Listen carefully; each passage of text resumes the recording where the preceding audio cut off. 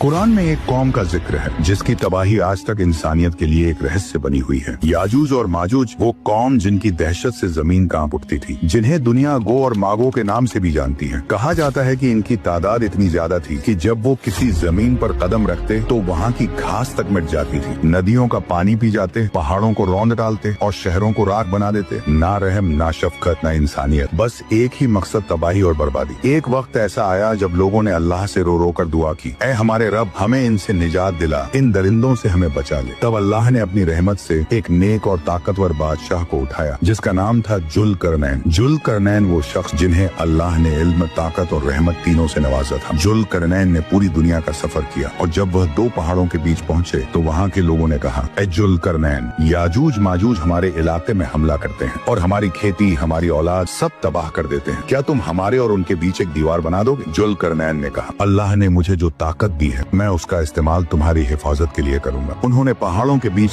ऐसी मजबूत, भारी और विशाल दीवार बनाई, इतनी मजबूत कि याजूज माजूज ना उसे तोड़ पाए, ना उस पर चढ़ पाए और फिर सदियां बीत गईं। वो दीवार आज भी कहीं मौजूद है मगर कोई नहीं जानता कहाँ है। कुछ कहते हैं कि वो कॉकस पर्वतों के बीच है, कुछ कहते हैं तुर्किस्तान के पास है और कुछ इसे धरती की गहराई में छिपा मानते हैं। मगर इतना तय है, वो दिन आएगा जब यह दीवार टूट जाएगी और जब टूटेगी तो लोग डर से भागेंगे। हर तरफ तबाही और खून होगा। फिर हजरत ईसा अलैहिस्सलाम आएंगे और अपने साथियों के साथ पहाड़ों पर शरण लेंगे और अल्लाह से दुआ करेंगे। तब अल्लाह एक कीड़ा भेजेगा जो याजूज माजूज की गर्दनों में घुस जाएगा और वे सब एक ही रात में मर जाएंगे। सुबह जब सूरज निकलेगा धरती लाशों से भर चुकी होगी, उनकी बदबू से हवा तक सड़ जाएगी। तब अल्लाह परिंदों को भेजेगा जो उनकी लाशों को उठा ले जाएंगे। फिर एक तेज बारिश होगी जो पूरी जमीन को धो डालेगी। हवा साफ हो जाएगी और जमीन फिर से हरियाली से भर जाएगी। याजूज माजूज का यह वाकया कयामत की बड़ी निशानियों में से एक है और यह याद दिलाता है कि चाहे कोई कितनी भी ताकतवर क्यों न हो, अल्लाह